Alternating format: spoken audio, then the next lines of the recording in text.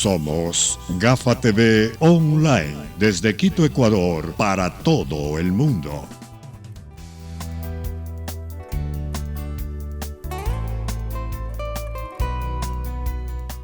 Amigos de Gafa TV Ecuador, tengan ustedes muy buenas tardes. Desde Quito, la mitad del mundo, estamos en directo por Facebook Live, gracias a Gafa TV Ecuador. Esta tarde nos acompaña el doctor Freddy Carrión, él es defensor del pueblo.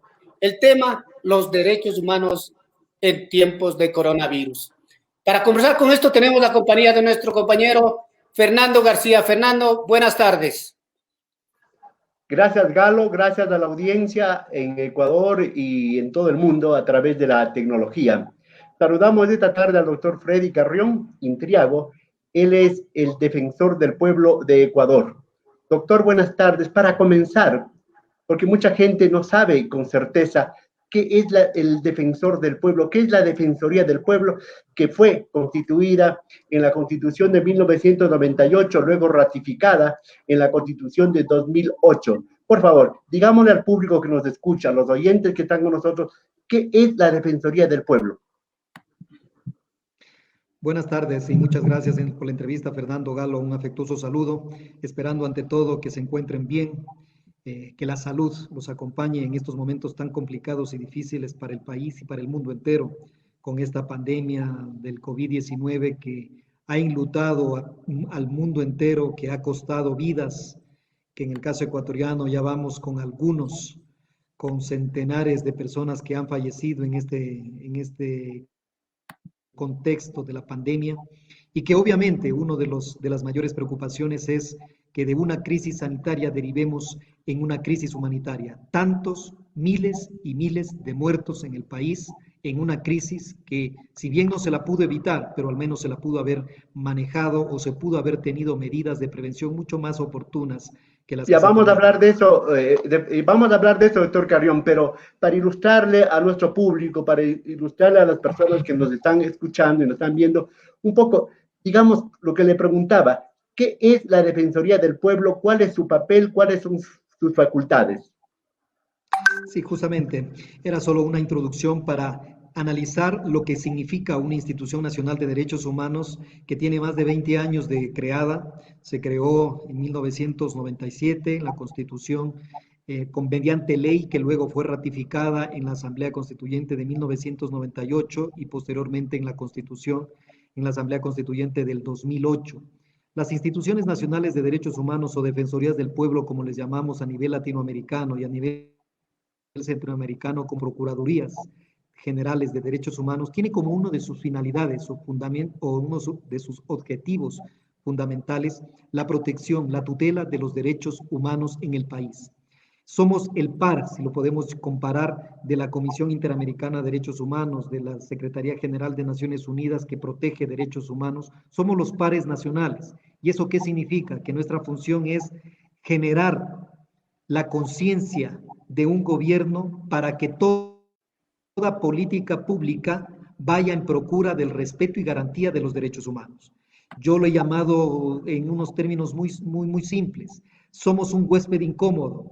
Somos la institución que le dice al gobierno y al Estado en particular que el poder tiene límites y que esos límites son los derechos humanos y que como institución pública nuestra función es velar porque el Estado cumpla con la garantía de los derechos humanos, respete el límite del poder, que es garantizar los derechos humanos, y en ese sentido se entienden a las instituciones de derechos humanos como las Defensorías del Pueblo, llamadas históricamente como los Ombudsman o los Ombudsperson, que tienen como esta finalidad fundamental proteger a la ciudadanía, que el Estado cumpla con su papel fundamental de garantizar los derechos humanos y de activarse cuando el Estado vulnera esos derechos de las personas. Muy bien. Promover, divulgar y proteger los derechos humanos de las personas individualmente y colectivamente. ¿Cuál es la forma en la que la Defensoría del Pueblo defiende esos derechos humanos del pueblo, de la gente? Hay de dos formas que lo hacemos. de la forma de promoción y protección, de promoción y prevención. ¿Qué significa aquello? De que obviamente incidimos a través del Estado, a través de las políticas públicas, para que toda acción del Estado como tal, del Estado, del sector público y del Estado, vaya encaminada o tenga un enfoque en derechos humanos. Esa es una de las tareas iniciales, la de promoción de los derechos. La de educación en los derechos, que también es otra tarea fundamental, va en el sentido de concientizar, de educar a la población, a la comunidad, a los ecuatorianos y ecuatorianas, a los extranjeros residentes en el Ecuador, de que los derechos que nos asisten son por nuestra calidad de seres humanos. Los procesos educativos son fundamentales para generar este empoderamiento de los derechos. Y la tercera arista o el tercer objetivo, la tercera actividad que realiza la Defensoría del Pueblo es la de la protección cuando ya existe una vulneración a los derechos, independientemente del tipo de derecho, pero cuando ya se presentan esas vulneraciones, se activan los mecanismos de protección de la Defensoría del Pueblo para proteger a los ciudadanos que hayan sido víctimas de las vulneraciones a los derechos. Por ponerle un ejemplo muy claro, el derecho a la salud, cuando se encuentra vulnerado, actúa la Defensoría del Pueblo, requiere ante las autoridades de salud para que protejan, brinden y garanticen un adecuado servicio que garantice la salud de los ecuatorianos y ecuatorianas. Podríamos decir que es preventivo y luego ya, una vez prevenir a través de la educación, a través del conocimiento a las personas que tienen derecho y hay una organización que los defiende. Y lo segundo, ya actuar cuando se ha vulnerado ese derecho. Pero ¿cómo la gente acude, cómo la gente concurre a ejercer su derecho a través de la Defensoría del Pueblo? Bueno, antes del COVID-19, nuestras 24 delegaciones provinciales, nuestras 24 oficinas en cada una de las provincias recibían las quejas, las denuncias de los usuarios, de las personas que presentaban denuncias por violaciones de los derechos humanos. A partir del COVID-19 también nos hemos adelantado y a la institución hemos puesto en línea. ¿Qué significa aquello? Que ahora a través de nuestra plataforma, de nuestros portales, nuestra plataforma web y de nuestros portales, hemos activado registros para que la ciudadanía pueda presentar las denuncias a través de un computador, a través de un smartphone, de un teléfono celular, porque pueden y se encuentran los formularios o los registros, de tal manera que a través de estas herramientas digitales pueda la ciudadanía seguir denunciando, seguir presentando sus denuncias. Eso por un lado. Y por el otro lado, por supuesto, dentro de nuestra facultad de monitoreo de los derechos humanos, hacemos una constante revisión de la situación en el país, de dónde se están produciendo afectaciones a derechos humanos, sea a través de medios de comunicación, redes sociales. De esa manera nos permitimos conocer de primera mano dónde se encuentran los problemas y sobre la base de eso actuar. Usted decía al comienzo que la Defensoría del Pueblo en Ecuador y en América Latina y en el mundo es un ente incómodo para los gobiernos, porque en alguna manera es la organización encargada a nombre del pueblo y en nombre del pueblo de pedir explicaciones, exhortar y en un momento determinado actuar con mayor energía contra el Estado. Entonces, la Defensoría del Pueblo no depende de ningún gobierno, tiene autonomía para actuar y defender los derechos humanos de las personas. Defensor, hay dos temas fundamentales en los últimos tiempos. Uno, las movilizaciones, las protestas, los reclamos de octubre, ¿verdad? Y ahora lo del COVID-19. Vayamos en orden. El asunto de octubre pasado, del año pasado, generó un sinnúmero de situaciones de violencia, de inseguridad, de actitudes violatorias evidentemente de los derechos humanos. El gobierno, yo le he oído al gobierno, a voceros del gobierno decir que la Defensoría del Pueblo ha alterado el número de víctimas, alterado el número de muertos. ¿Qué le responde usted al respecto? ¿Y cómo están estos casos, así brevemente, luego para entrar al tema coyuntural que es del COVID-19?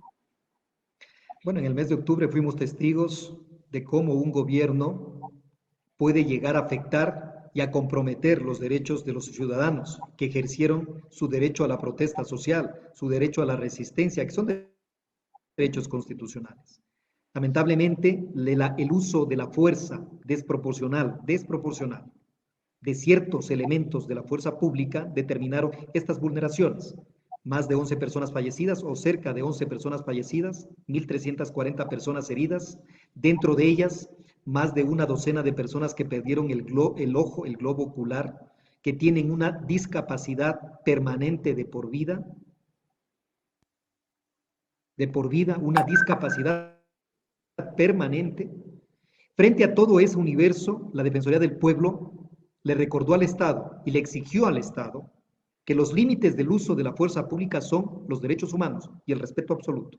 Respecto sobre el tema de las personas fallecidas, la comisión que se creó para el efecto y que aún no ha terminado de entregar su informe, que lo va a entregar próximamente, lamentablemente por la situación coyuntural del COVID-19 no pudo o no termina de concluir con su trabajo, pero lo terminará en los próximos días cuando se reactiven nuevamente las actividades normales, pero en ese momento presentará el informe y en ese informe dará cuenta de cuáles fueron las personas, del número de personas fallecidas, cuántas personas se encuentran heridas, qué tipo de herida, la lesión permanente o parcial y obviamente el número de personas también que fueron detenidas y que aproximadamente 76% de las más de 1.200 personas detenidas fueron detenciones arbitrarias o ilegales. Eso se encuentra ya confirmado por la función judicial en el tema del mes de octubre, que es importante determinarlo y que ahora el gobierno entra en la lógica opuesta. Se nos acusaba de que supuestamente nos hemos inventado los fallecidos. Y mire a usted ahora que la información pública que entrega el COE Nacional es tan deficitaria, es tan falta de contexto y sobre todo irreal e incompleta, que la propia autoridad ha dicho solo es una parte de la realidad.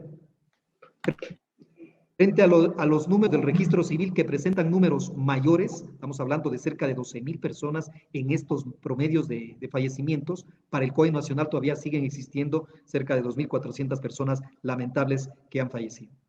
Gracias, defensor. Estamos conversando con el doctor Freddy Carrión Intriago. Él es el defensor del pueblo de Ecuador.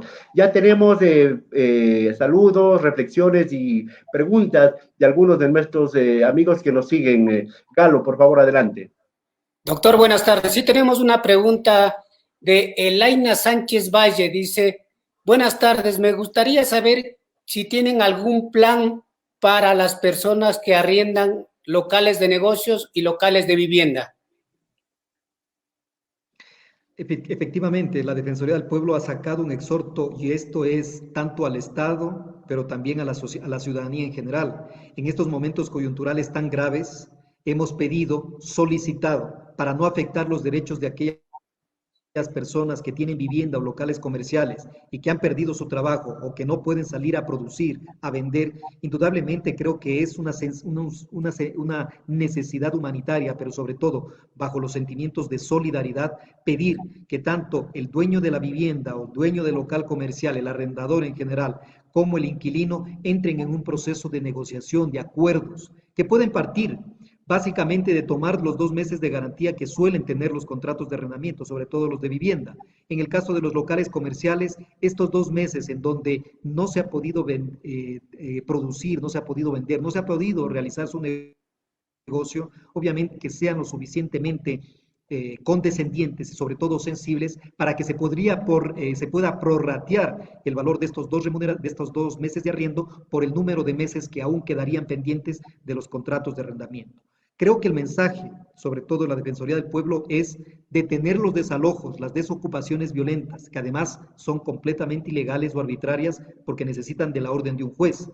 Pero más allá de eso, apelamos a la solidaridad para encontrar entre el arrendador y el arrendatario fórmulas de solución. Muy bien, señor defensor, ya vamos a lo que estamos viviendo ahora, desde hace ya casi 2 meses. ¿Cuáles son los derechos humanos de los ecuatorianos concretamente que han sido vulnerados en este periodo del coronavirus? Porque en emergencias afectan ciertos derechos, ¿verdad? Pero ¿cuáles son concretamente? Si podemos enumerarlos rápidamente para luego desglosarlos, ¿cuáles son esos derechos vulnerables?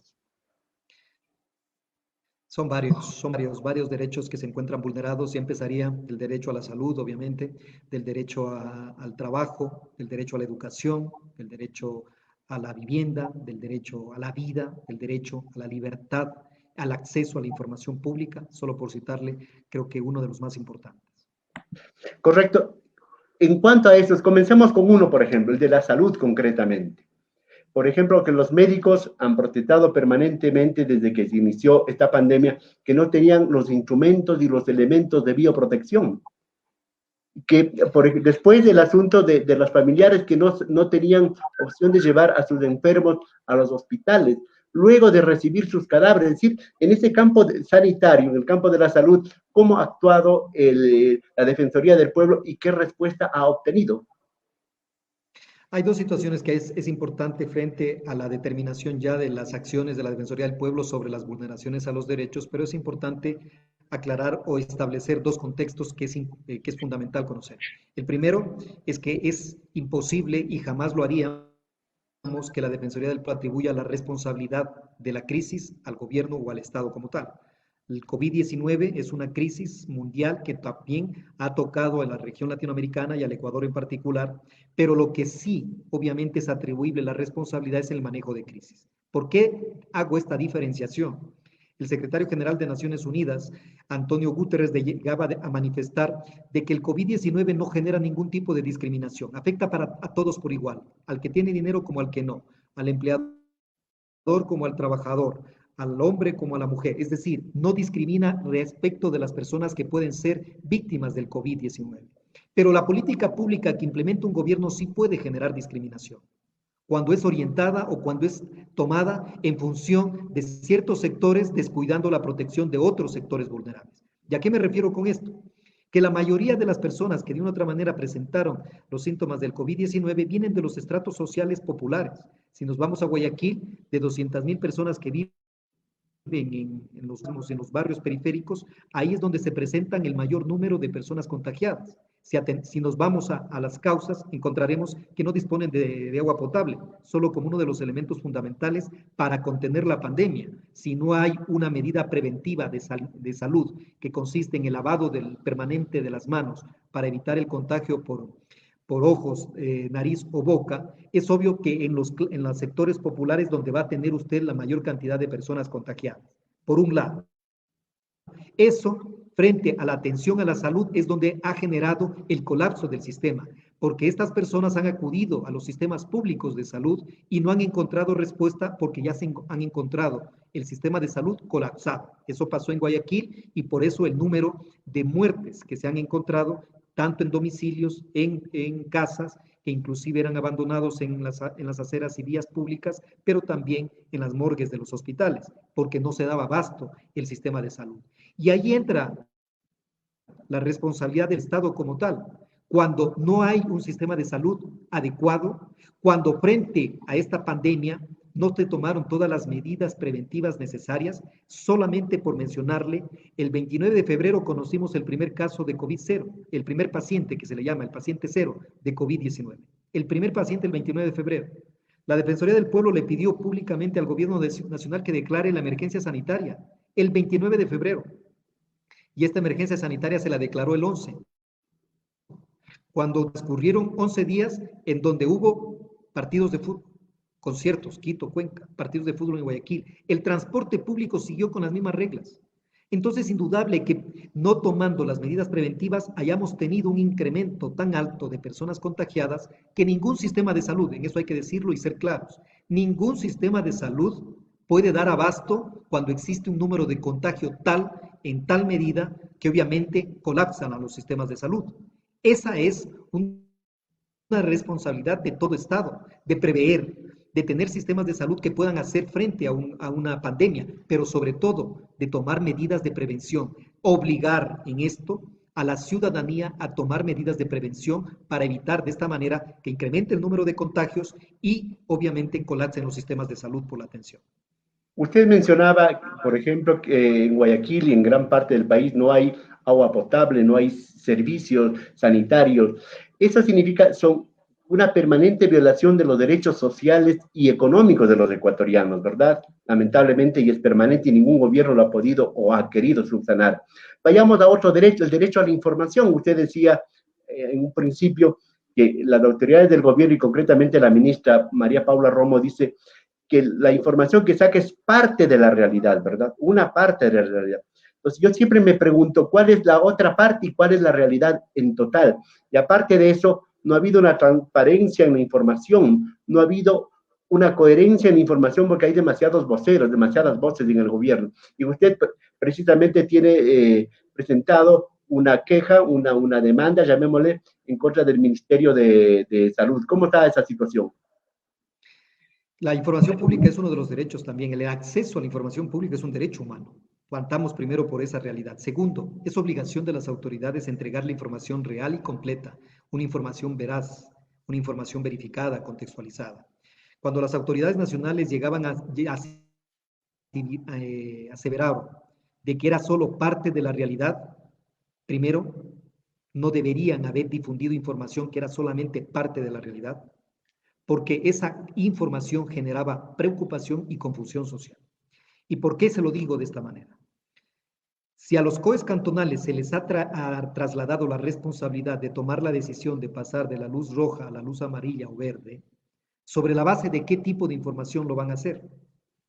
Si en una determinada localidad, en un determinado cantón, según las cifras del COE nacional, existen 100, por ponerle un ejemplo, 100 personas contagiadas, usted como COE cantonal puede tomar esa decisión diciendo si hay 100 personas contagiadas, por supuesto, es completamente manejable, podemos pasar de lo rojo al amarillo o al verde inclusive.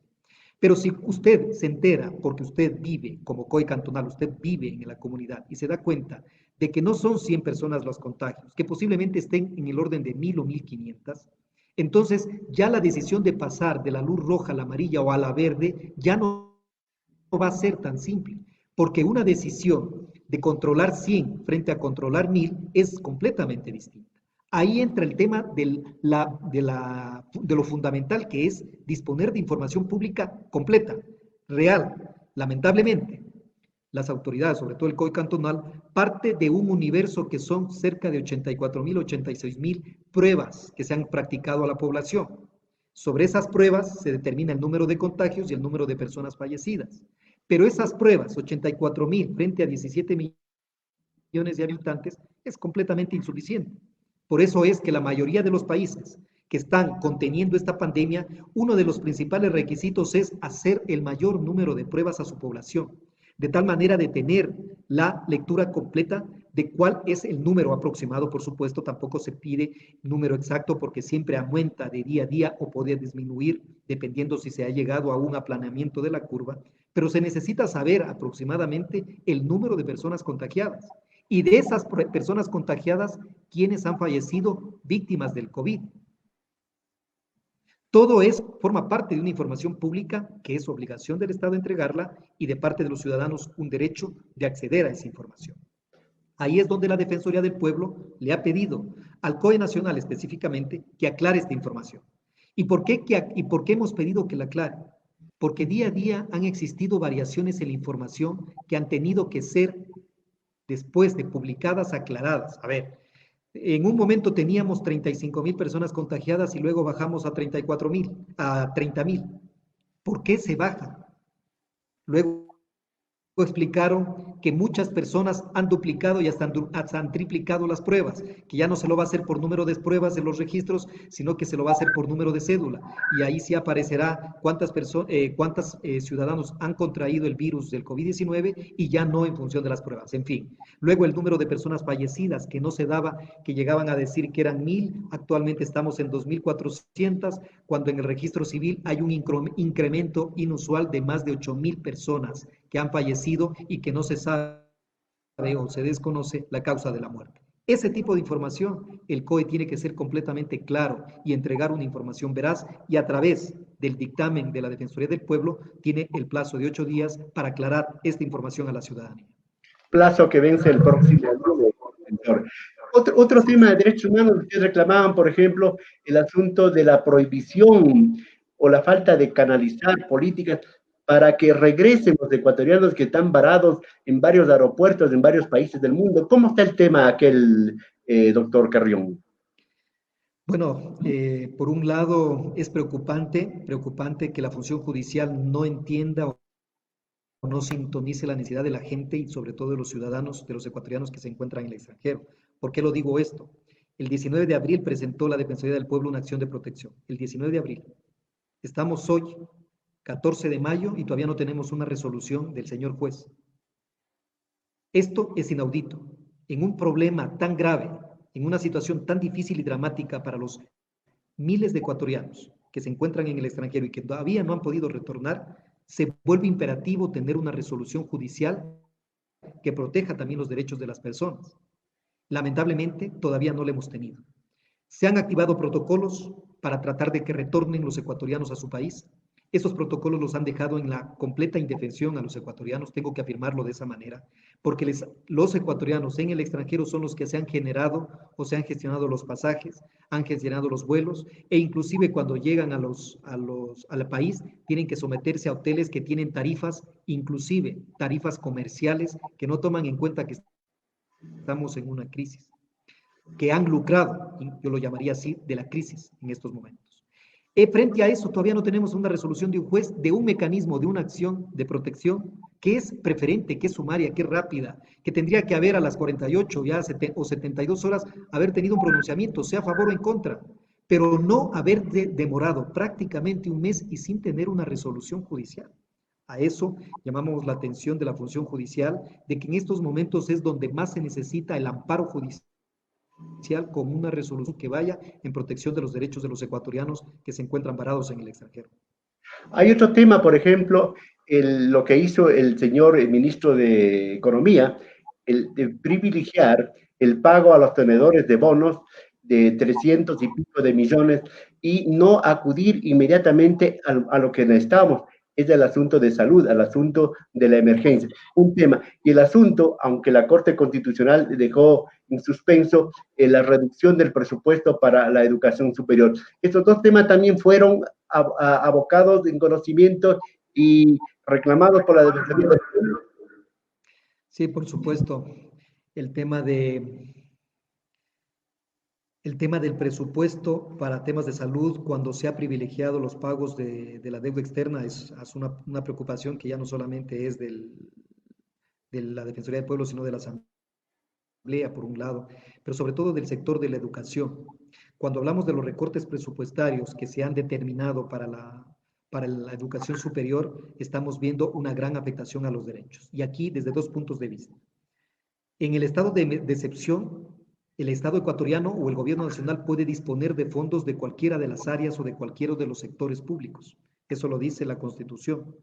Pero no puede disponer de los recursos de salud ni de educación. Es decir, no puede tomar estos recursos para contener la crisis. De salud ni de educación se pueden tomar esos recursos. Por el un lado. Por el otro lado, aducir de que por la crisis económica tenemos que recortar el presupuesto a la educación, también esa es una inconstitucionalidad. Primero, porque políticamente hablando, los únicos países que han logrado salir del subdesarrollo y manejar de una mejor manera cualquier tipo de crisis es cuando invierten en salud, cuando invierten en educación. No invertir en educación, que no es un gasto para que se lo tome como un gasto para el gobierno nacional, es una inversión. El no invertir, indudablemente, genera mayores niveles de desempleo, por un lado, porque no vamos a tener profesionales ni personal capacitado.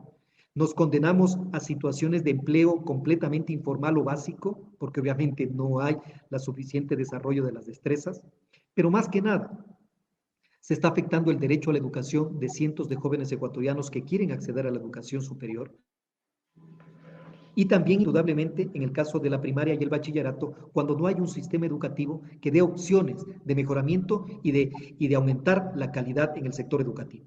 La Corte Constitucional, como usted lo mencionó, ha tomado ya una decisión. De hecho, la Defensoría del Pueblo solicitó a través de un petitorio dentro de la facultad de seguimiento que ha iniciado la Corte Constitucional, que vea este punto fundamental del recorte presupuestario a la educación en su globalidad, no solo a la educación superior, sino también a la educación primaria, bachillerato y obviamente la educación superior. Y afortunadamente la Corte Constitucional en esto se ha pronunciado de una forma clara, en la cual le reclama al gobierno o le hace ver al gobierno de que no puede darse lugar a los recortes presupuestarios en educación, porque eso vulneraría los derechos. Para terminar, señor defensor, puntualmente, ¿qué otros temas, qué otras vulnerabilidades de derechos humanos se ha presentado en este momento? Otra de las afectaciones a los derechos que es bastante preocupación es lo que le había mencionado, el derecho al trabajo con los despidos intempestivos. Ya superamos los 100.000 despidos intempestivos, muchos de ellos no se han dado, muchos de ellos no se han dado con el pago de las liquidaciones ni del pago de las remuneraciones atrasadas, con lo cual se vulnera o se genera una vulnerabilidad mayor para los trabajadores.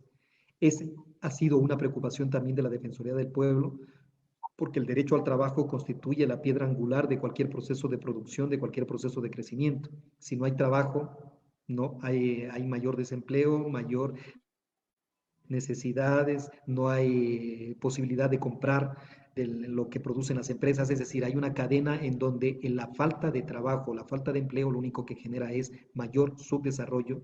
Actualmente en el país se ve, de acuerdo a las estimaciones económicas, ha aumentado la línea de pobreza y ha aumentado la línea de la miseria. ¿Qué significa aquello? Que actualmente más ecuatorianos somos pobres, más ecuatorianos somos o estamos ya en la miseria, con lo cual el reducido número de personas que tienen una posición económica importante o adecuada ya se va reduciendo y van aumentando el desempleo y la pobreza. Esa es una afectación que ya no solamente lo ha manifestado la Defensoría del Pueblo, sino inclusive Naciones Unidas o la alta comisionada de Derechos Humanos, la doctora Michelle Bachelet, cuando han manifestado que esa es una preocupación latente, de que a partir de la crisis del COVID-19 entremos en esta crisis económica y que derivemos en una crisis humanitaria en donde el trabajo sea tan escaso que eleve los niveles de preocupación, de estrés y sobre todo de conflicto social.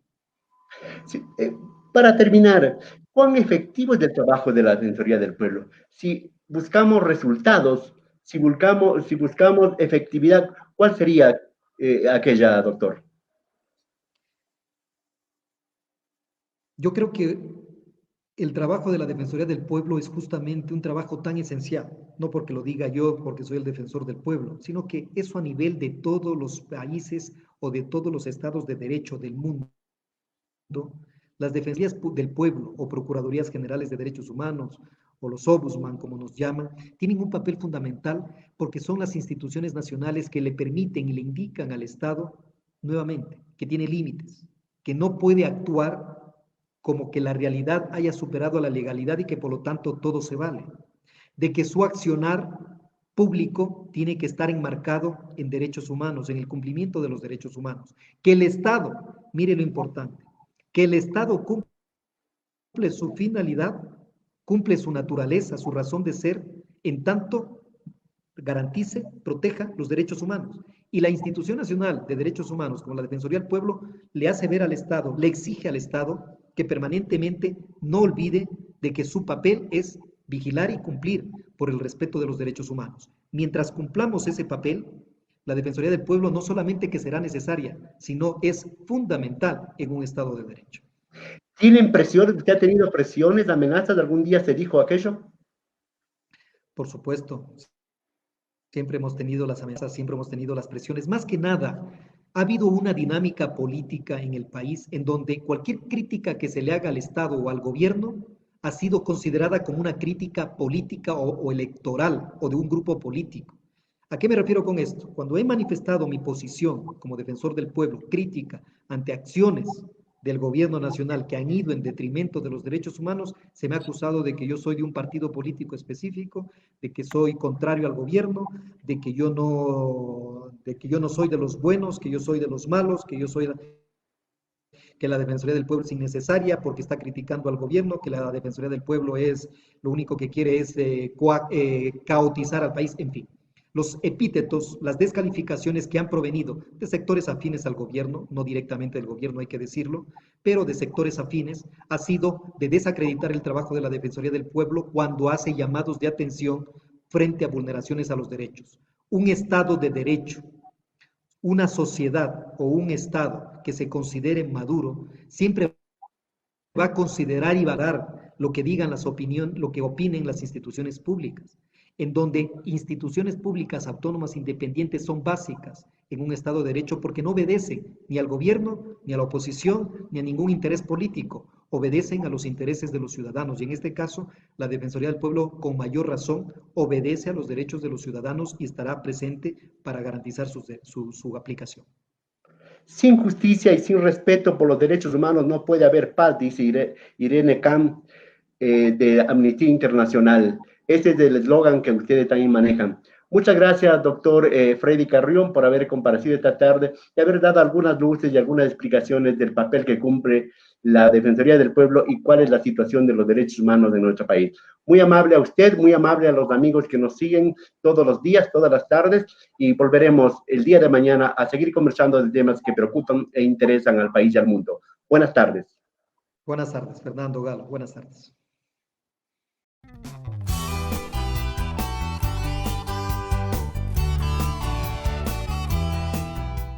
Somos Gafa TV Online, desde Quito, Ecuador, para todo el mundo.